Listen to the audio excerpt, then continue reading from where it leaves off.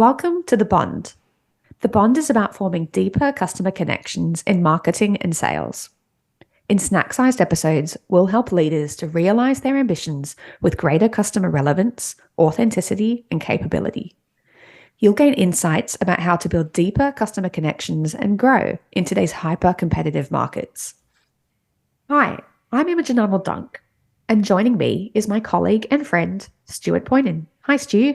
Hey, Stu, we've been both working in the world of marketing and sales for some time and are excited to start this podcast and share some snackable, hopefully valuable business insights via the Bond. We're going to challenge ourselves to keep each episode short and sharp, as we know our listeners are busy, driven people. We're excited to kick off the series by talking about the universal concept of helpfulness and why being helpful is good for business. So let's launch into it. Why is being helpful good business? Or what do we mean by that? yeah, this is such an important foundation subject, I think, Im. It's a great place for us to start. The whole philosophy of inbound marketing is built around this concept of helping people to buy what's right for them. So our role as a marketer is to help the right person find the right product or service from us, hopefully. It means identifying the right customer and really tapping in to what they want most and helping them navigate their way to buying what's right for them. And when we talk about helpfulness, we're really talking about, from a relationship perspective, the idea of creating trust and developing a trusting relationship really from the get-go with your brand and your potential buyers, aren't we? Yeah, that's so spot on. This is definitely about a relationship, but it's not soft. This is, commercially exactly the right way for business to go. So, you think about old school advertising, it was all about interruption. It was about screaming, look at me, this is what I do, and expecting anyone to be interested. But in today's world, consumers are highly empowered to find out what they need to know before buying something that's important to them. And the more expensive or important this product or service is to them in their life, like, for a business-to-business purchase, it might be signing up with a new supplier. As a consumer, it might be something like childcare, something that's really important to me. Then I want to be sure that I know what I need to know to make a good decision, not just sort of base it on gut instinct, because there's too much information out there. I know that I can do better than that, and I go about searching for this. So the role of us brands is to provide that information that's really useful to people in a way that they value. 100%. In order to demonstrate helpfulness, it's paramount that we understand our customer, our ideal customer, and put ourselves in the shoes of our customer and think about what information would be most beneficial to them on their buyer's journey, or maybe a step back really on their research journey, because step one is awareness. Maybe I'll use the example being a mum of entering into the scary world of motherhood and prams, for example. I knew nothing about prams before I was pregnant. Why would I? And then all of a sudden, I need to choose one for my family. And that's an eye-opening experience in terms of, I want a pram that's safe. I want a pram that's affordable, that's, nice looking, easy to use. But really, as I started digging further, it became apparent I don't know what I don't know. And from my research experience, all of a sudden I realized that it's quite important that I want, living in Australia, a pram that has a really good sun hood. Not all prams have that. And I like to go walking out in the park, so I want to have a pram that has really good all-terrain wheels. Brands that I found communicated helpful information and, videos, lots of great blogs, great website content. I found myself all of a sudden going, yes, that is something that's really important to me. I'm now going to put that feature as part of my, a top priority of mine. And clearly some brands, rise to the top, and I feel an affinity with those brands. I don't know. That's just one example, Yeah, but I no, think it's a pretty good. it's a great example, because what you've done is, through that process, is that you've discovered brands that align with what you believe, right?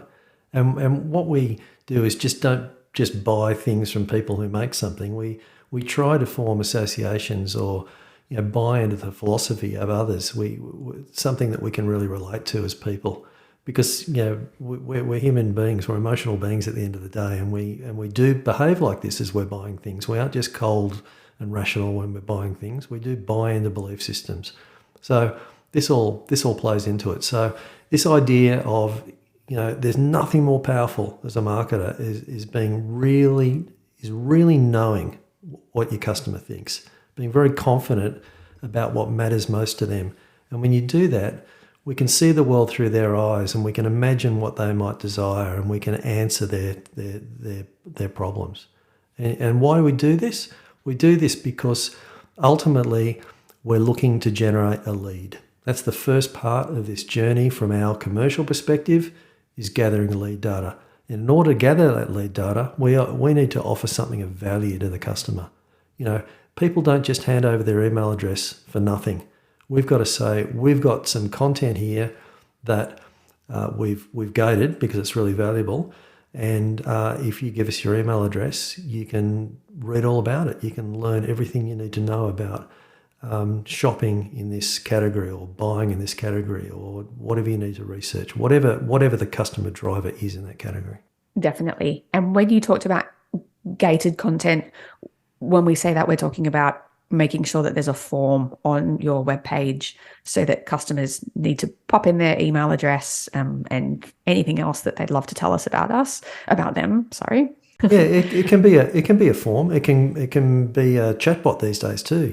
It's any way of us exchanging information with the customer, so we can give them access to the information that we're providing, and in return they're providing us their contact details, so we can go into the next stage of this journey, which we'll talk about in subsequent episodes, which is nurturing that content, helping them to find out more about the category and more about us. So to summarize, Stu, what we've talked about today, we've spoken about the concept of helpfulness and why it is good for business, the power that it can have in establishing authentic customer relationships, how it can help build trust, and how we can then use that trust to help build connection through helpful content. We've spoken about making sure that we put ourselves in the shoes of our customers and think about helpfulness being commercially relevant to our business. So as a parting gift, I think it'd be great if we shared some practical ways that listeners can put these ideas into practice in their business. Good one. So think about the concept of helpfulness in the context of your business or big idea. How are you already being helpful, and can you do it better?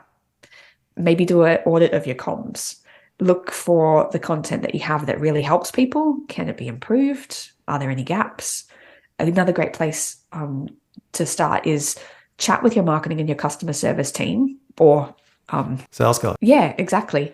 And see what the recurring questions are being asked of leads and customers, because they're such great, amazing clues at either being guides for creating new content or for becoming your most valuable content that you can amplify further. Sense check yourself against competition. Are they more helpful than you? I mean, it's a simple question, but it's a good one. It's really good tricks. And all the while thinking about your ideal customer, what content would they appreciate and find value from? And what can you offer them in exchange for their all-important personal details? Is it an ebook? Is it a downloadable PDF? Is it a promise of more? Is it a free consultation? Something that opens up the lines of communication between you and them and allows you to build further trust and credibility with them. And I guess you could say create a bond. You bet. What's coming up next, Im? Well, that's a great question, Stu. We are going to talk next time about how to find more of your people. That'll be fun. I can't wait. Me too. This has been really fun. Thanks, Stu. We'll look forward to seeing you all next time on The Bond.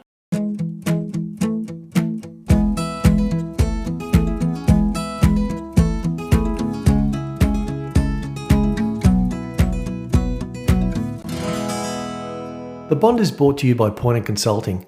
We're a marketing and sales consultancy based in Sydney, Australia. We help ambitious businesses to unlock customer value by transforming their marketing and sales from strategy to process, execution and automation. We like to help good people do better.